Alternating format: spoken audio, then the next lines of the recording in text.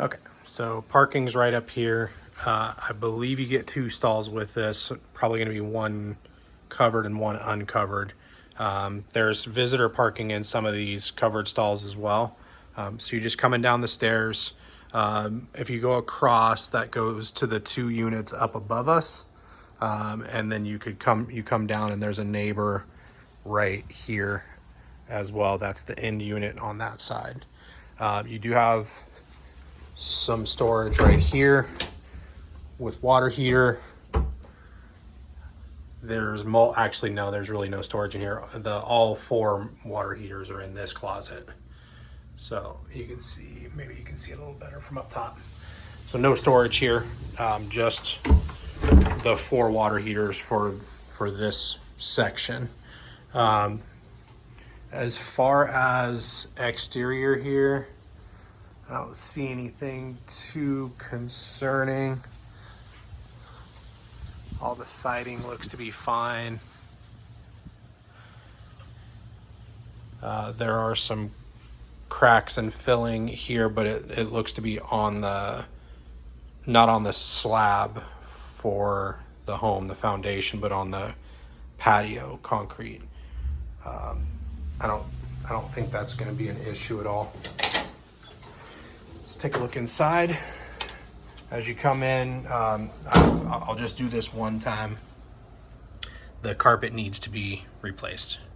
You know, as far as linoleum is concerned and bathroom flooring and stuff, that's TBD, but this carpet is, it's got some smell to it. It's not overbearing, but it definitely has some smell to it. And there's little stains like this pretty much everywhere, okay?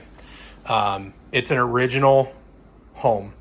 I don't believe they've done anything new. I think this is original. I think the carpet's probably original. All the cabinetry, this kind of soft tan with just a little bit of wood pull is what you get. That was just a door closing behind me because I got the slider open.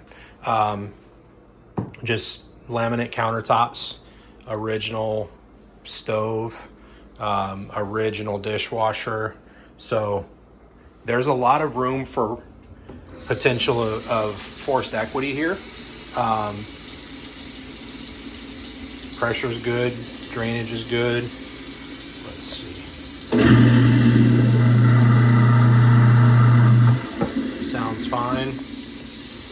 Let's take a peek under here. These are just stains from having chemical bottles down here, soaps and cleaning supplies and stuff. It's dirty. I don't smell anything significant. You've got a nice, good size corrugated black line that runs up for your air gap for the dishwasher, right? And big garbage disposal. It's properly switched off. Looks like your shut-off valves are in pretty good shape down here. Cabinets, countertops, maybe a new sink, maybe new appliances. Refrigerator's pretty old. You know, 10 grand in here would go a long way if you just kept the appliances and stuff to a mid-level.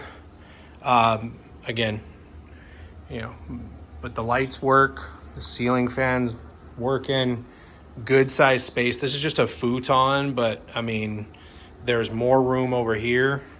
If you have a full-size couch or a sectional, like with the Chase Lounge here, there's room to do that. You just put the light on this side or just use this light. I don't know why they would have another one. And then there would be room for a little dining table here. This is a counter, like a bar counter, so you could get some stools and just eat casually. There's a good number of marks on walls where it looks like they had console tables or something like that. This looks like what would have been a little office desk piece, a little entertainment. That's a portable AC, and we'll talk a little bit more about that in a few minutes. But you see they just have stuff like this on the walls. So paint and flooring, pretty much mandatory. But it is a 2-bed, 2-bath. And it's got good amount of space. So there's hallway closet. Let's do guest bedroom. This is just a cot. It's twin. It's the smallest one. I always get twin and full back mistaken. So smallest size bed. You could do the neck size and bring it towards the window or bring it this way. You know, basically the space between the edge of the bed and this table is equal to the width of the bed. So you could go twice the size. Would I put a queen in here? No. I'd stick with a full, or if you did a queen, you wouldn't be able to do furniture like this. It would be smaller nightstands. You do have a big stain over here. Not sure what that is. It's not anything that's been dripping down the wall or from the ceiling. The ceilings are popcorn, but they look like they're in pretty good shape. But again, carpet and paint, like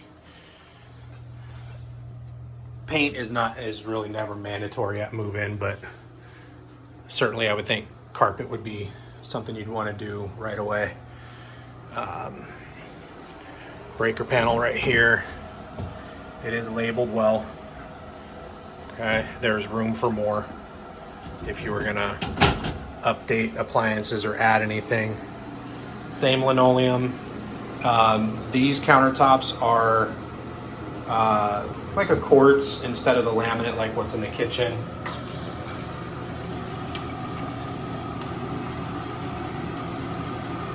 Pressure's a little bit light in here, but drainage is good. Stopper's a little bit sticky, but it's vacant, so it might be.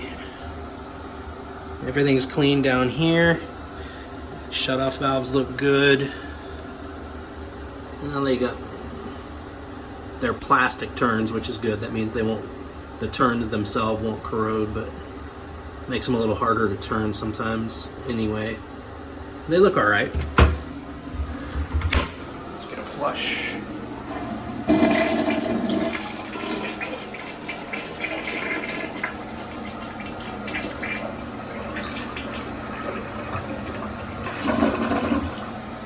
Went all the way down, but it took a while. It's a one switch for fan and light, so I apologize for the noise. It's good to have a fan and good to be vented. I'll show you in the other bathroom, they actually did 2 switch, so you can do light only or both. Okay. So you kind of have, it's kind of Jack and Jill-ish, right? So you have a guest bathroom that anybody could use from the living room to the guest bathroom, and then the guest bedroom's right there. And then you can close this door, and so we'll call this the primary, okay? Same setup. This cabinet is the only one that I see that's like physically damaged. Otherwise, they're just old original. And then here you have 2 switches, so light and fan. I recommend doing that just because the fans are pretty loud. So you'd only really want it on if you were taking a shower. Pressure seems to be a little bit better in here in the primary. And again, everything down here looks like it's clean. Oh, they left the piece for the cabinet if you wanted to glue it back on. Everything looks fine. This shower is funky. Probably just replace the pan. I don't know. I'm sure it was cleaned up before they listed it. So I'm guessing that that's not all going to come off. So I would just replace the shower pan.